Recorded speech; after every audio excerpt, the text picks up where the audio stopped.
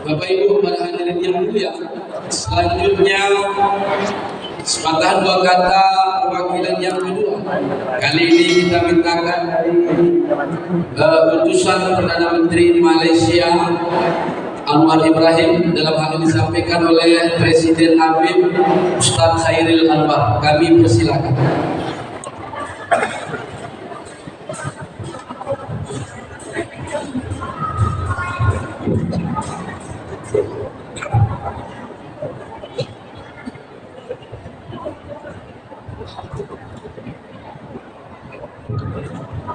Assalamualaikum warahmatullahi wabarakatuh.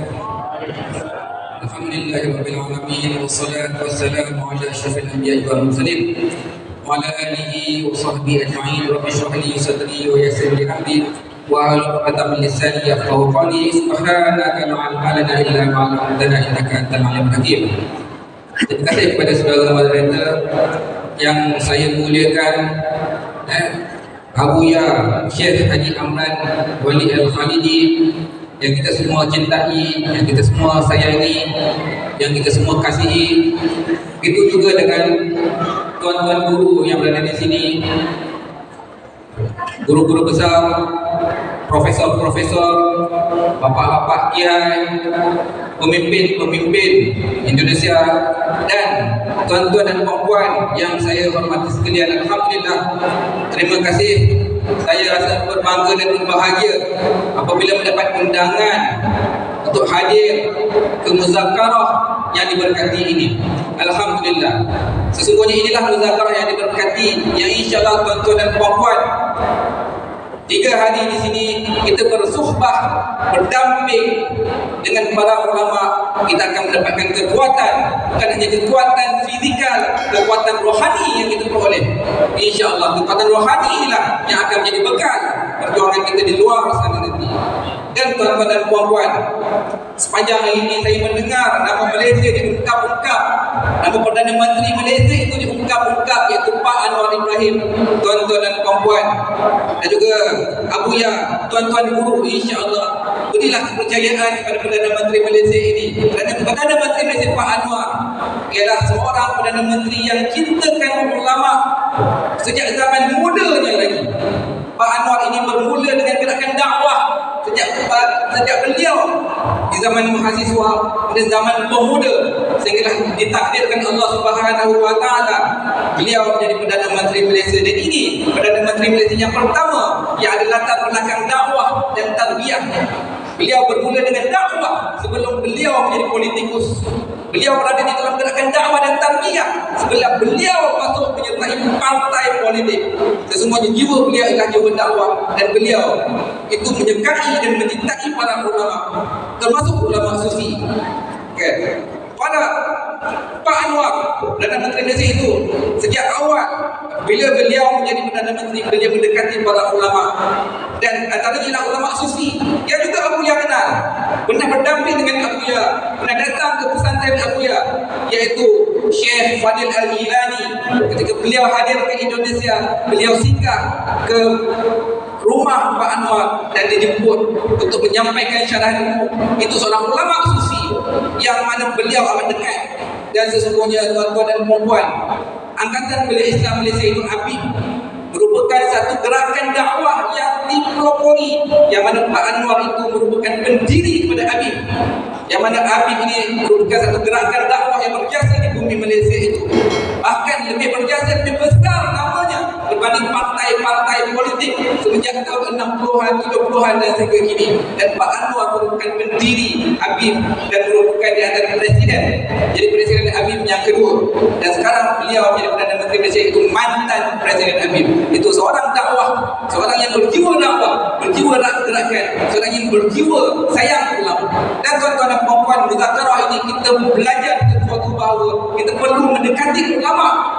Bukan hanya ulama biasa, tetapi ulama sufi, ulama tasawuf. Kerana kebanyakan kejayaan-kejayaan yang dipimpin, yang dipelopori oleh kerajaan-kerajaan sebelum ini ialah kerajaan-kerajaan yang mana pemerintahnya mendampingi ulama sufi. Seperti mana Nabi SAW ketika mana menyebarkan wahyu, mendidik para sahabat dengan elemen-elemen sufi, ihsan, Dan Islam, syariat, akidah itu tidak sempurna tanpa satu lagi elemen, iaitu elemen ihsan.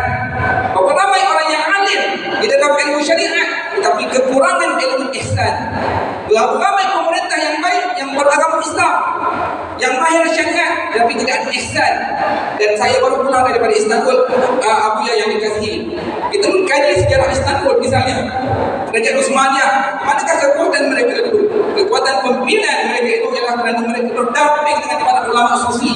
Dan ulama sufi inilah ulama yang jujur, yang ikhlas, yang kasih kepada kita, yang akan membetulkan salah silap kita, yang membetulkan hati-hati kita. InsyaAllah akan membawa kita mengingati Allah Subhanahu Wa Taala. Ulama inilah yang akan membawa kita mengingati Nabi Sallallahu Alaihi Wasallam. Siapa kata sufi dan tasawuf ini menyebabkan kemunduran kepada umat? Bahkan sejarah lampau mengajar kita bahawa elemen tasawuf sufi inilah yang menyebabkan kekuatan, memperkuatkan pemerintah, memperkuatkan rakyat dan memperkuatkan negara. Dan inilah kita mahu menggerakkan sufi tauhid ini ke starter ayat insya-Allah. Dan saya memberi jaminan tuan-tuan dan puan-puan dan juga kepada Abu Ya dan juga tuan-tuan guru di sini, insya-Allah Malaysia mendukung gerakan sufi ini. Dan insya-Allah saya memberi jaminan insya-Allah pada masa akan datang kita akan membuat muzakarah di bumi Malaysia insya-Allah. Hari ini tuan-tuan, muzakarah ulama tauhid sufi se-Asia Tenggara. InsyaAllah pada tahun mendatang kita akan buat muzakarah ulama tauhid sufi se-antarabangsa internasional insyaAllah. Kita akan mengumpulkan para ulama daripada puluhan negara.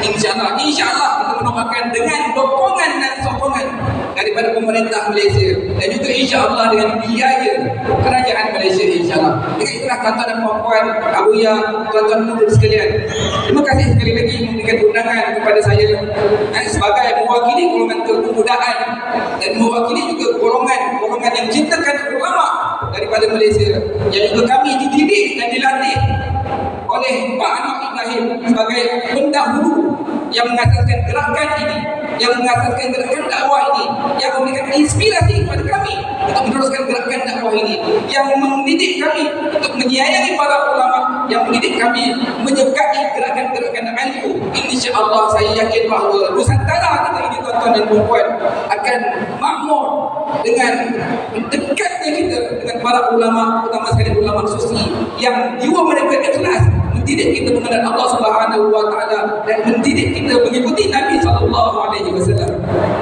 Itu saja tuan-tuan dan puan. Terima kasih. Assalamualaikum warahmatullahi wabarakatuh. Waalaikumsalam.